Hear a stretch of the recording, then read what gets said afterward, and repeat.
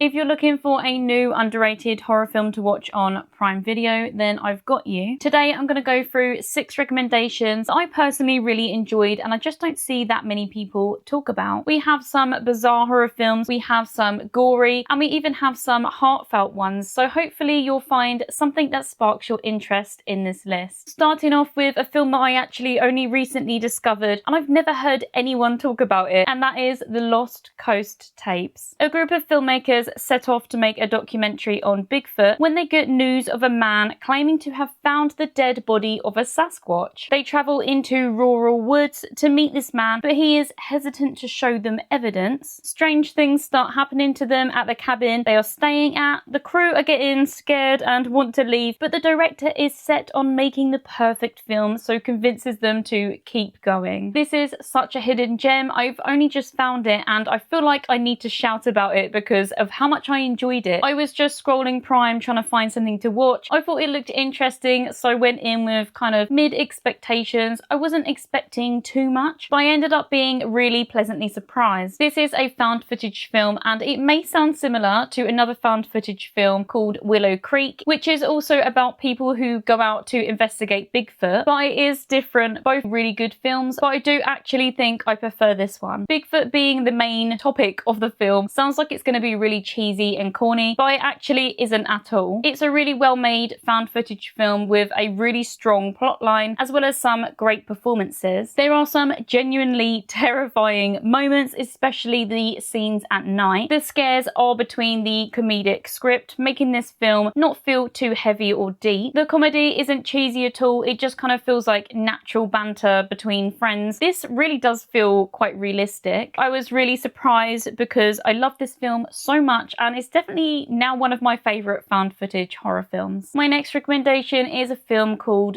Becky. Becky and her family stay at a lake house together for the weekend, but their trip turns sour when a group of criminals turn up. A relaxing weekend has now turned into fighting for their lives. They hold Becky's family hostage in the house, but she's out in the nearby woods devising a plan for revenge. I wasn't really sure what to expect going in because this isn't kind of like the usual film that I would enjoy too much. It seemed very actiony, but it did end up being entertaining. I like that this film is a little bit different, having a 13-year-old as the main character fighting back. In these types of revenge films or types of films where it's like a home invasion and somebody needs to fight back, it's usually an adult. So to have a child, a young teen in this situation does make it more interesting and original. She's a 13-year-old girl fighting off a bunch of criminals with a very well thought out plan. What she lacks physically as a small girl, she makes up for mentally, being able to outsmart a group of grown men. There's some nice unexpected gore and some really tense moments. A bit of action and comedy too. I think it will be hard to make a film like this without having the element of comedy, as it is a young girl and she's kind of rigging the place. She's setting some Home Alone style booby traps and she is a little bit sadistic. She's definitely enjoying this revenge, maybe a little bit too much. The character Becky has a few one-liners. I'm not really sure how I feel about this because it does make it a little bit cheesy, but I do think it does work well in a film like this. Although there are a few darker themes, I do think this film would be great for teens. It's not the most original idea, but it's well executed as a home invasion revenge style horror film. I would recommend this to people who like some action with their horror. There is also actually a sequel to this film now out called The Wrath of Becky. I did actually rate the second one a little bit higher than the first one, so if you end up enjoying the first one, then it's definitely worth checking out the second one as well. Next, something a little bit more scary, and that is The Taking, or The Taking of Deborah Logan. We follow a student making a medical documentary for her college thesis on an elderly lady with Alzheimer's and how it also affects her daughter. Through this film, we get to see the journey of this elderly lady, Deborah, as this awful disease takes over her life and affects her family. But as time goes on, they do start to realise there may be something deeper and more sinister going on with Deborah. Found footage is a subgenre that I think is really effective when it comes to scares and creepiness, especially when they're done in a mockumentary style, because so many of us watch actual real true crime documentaries, so it gives us a similar feeling and adds more realism. For me personally, it's definitely up there with the scariest found footage films, especially with it also being paranormal. I think even if you're not massive on found footage, or maybe you're just getting getting into found footage, this one is a good one to start with, especially if you do like supernatural and paranormal horror films, as it's one that keeps you engaged fully and doesn't shy away from showing some really scary things. All of the performances are brilliant, which just adds to the emotional roller coaster that we go through with these characters dealing with a really sick family member. My next recommendation is a bit more actiony and bizarre, and that is Run, Sweetheart, Run. Sherry goes on a dinner date with one of her clients from work. They end up getting on really well, so she agrees to go back to his for one last drink. Little did she know, not so long after entering his house, she would come running out, screaming, bloody and wounded. For the rest of the night, she must get as far away from this man as possible, but he is a very persistent and relentless pursuer. This is a bizarre one. It's very entertaining though. We get a bit of gore and some mystery as we are trying to figure out what the hell is happening and why this man is hunting this woman down. It's a really tense cat and mouse chase throughout the whole film with some really unexpected elements. I personally really enjoy chase films like this, as I know I'm going to be on the edge of my seat and can have a lot of fun with them. So much happens in this film that it is over before you know it. I did speak about this film back in February around Valentine's Day actually. I put it in a anti-Valentine's list. I think it would be a really good double bill with a film like Ready or Not. My next recommendation is a film called See For Me. Sophie travels to a beautiful remote house to cat sit for a friend whilst they are away. When she is on her way there, her mum tells her about a new app called See For Me, where sighted people can help visually impaired and blind people like Sophie with tasks that may require a person to see. She's hesitant about this and just kind of brushes her mum off, but luckily she remembers the app later when she accidentally locks herself out of this unfamiliar house. So she decides to give in and download it to ask for some help. On the app, she gets connected to a really helpful girl who guides her back inside. While Sophie is sleeping, a bunch of criminals break in, thinking the house was empty, wanting to rob the place. She suddenly wakes to noises and realizes what is happening. She connects with the girl on the app again and they must work together to find safety. There is some really beautiful cinematography in this film, especially where Sophie is staying because it's surrounded by woods. I love it when films use technology, especially modern technology like smartphone apps or social media. Adding this modern element to the plot just makes it feel so much more relatable. I do think this film is the perfect example of a good idea with a mid execution. The idea is quite original and enjoyable, but I do think it could have been done a little bit better, especially in regards to a few plot points that just seem to be a little bit generic or predictable. It definitely feels like a film that was made to go straight to streaming. It's interesting and does keep you engaged throughout. All of the characters do feel like they're lacking a bit of life. I didn't feel overly attached or really invested in any of them, but luckily this story was interesting enough to keep me engaged. It's worth the watch for something a little bit different, but don't watch the full trailer because it will show you the whole story. My last recommendation is a film that I actually recently included in my underrated zombie film video, but I also wanted to put it in here at the end, so if you've seen that video then you don't have to watch the end of this video. But for those who haven't seen me recommend this film, or may have but haven't watched it yet, then this is your sign to go and watch The Battery. Set in a post-apocalyptic, zombie-riddled world, we follow two baseball players trying to survive and navigate life. Their relationship is a little bit rocky. They don't always agree on everything. We do kind of focus more on their friendship that builds and the emotional roller coaster that a huge impactful event like this would have on their lives. They just want a bit of normality, but that's not the reality that they can have anymore. As someone who loves to give recommendations, I also love to watch recommendations, and I've never seen anyone speak about this film or recommend this film in any videos or anything that I've watched. I think it is very, very underrated, and I think that you don't have to love zombie films to like this film. Compared to a lot of other zombie films, this is a lot slower. It is much more of a slow burn relationship study with zombies in the background. There are a few zombie focused scenes, but don't expect there to be tons of hordes of zombies ripping people to pieces, as it's just not that kind of film. Visually, it is absolutely stunning to look at. The colour grading and dramatic shots are definitely some of my favourite technical elements. As more of a low budget indie project, you can see how much love and care has gone into making The Battery. So they're all my recommendations today for some underrated horror films on Prime Video. I will have more of these videos coming soon, and I have also already done a few of these videos, so I have put them all in a playlist so you can easily find them. I also have playlists for Shudder and Netflix. I will also be doing some more Tubi videos soon. I do have one that I filmed a long time ago, but I'm going to kind of redo it more into the style that I do it now, especially because I was just kind of starting off more then. Do also let me know if there are any other streaming services that you would like a video on underrated horror films on. As always, thank you so much for watching, and I'll see you again in another one soon.